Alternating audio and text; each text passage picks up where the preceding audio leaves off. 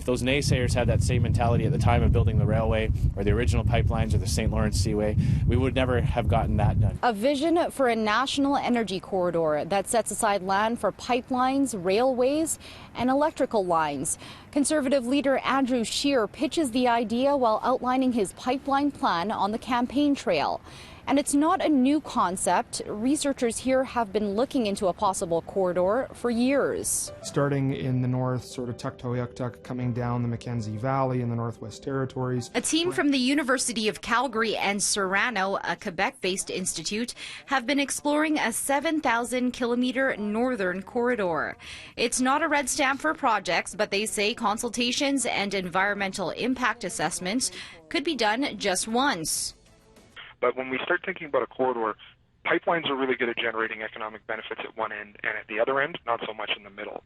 If we're thinking about multiple communities, multiple stakeholders, multiple jurisdictions, roads, rail, electricity transmission.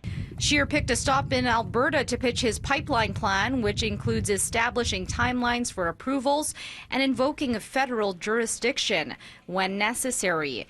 But he says thinking beyond pipelines is key. There are projects that every province wants to see get done.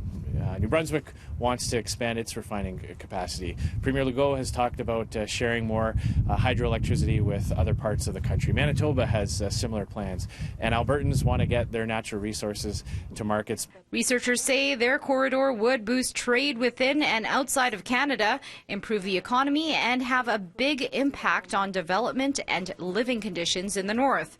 It's decades away, but it's been done before. One of the precedents in Canada would be the Canadian Pacific Railway. That is still delivering dividends, 150 years after it was originally envisioned, but it took them decades to get to the point where they were actually moving trains along the rail line. This idea is in the early days of considerations, and if we can get the model done right, obviously it would make sense to replicate that into other areas as well. Campaigning in Nova Scotia, the Prime Minister criticized Scheer, saying he's heard these promises before. See, Canadians deserve better than Harper's failed policies delivered with a smile. Researchers did present their 2016 study to a Senate committee, which recommended funding for the team, but they have yet to receive any federal money. In Calgary, Crystal Ladaris, City News.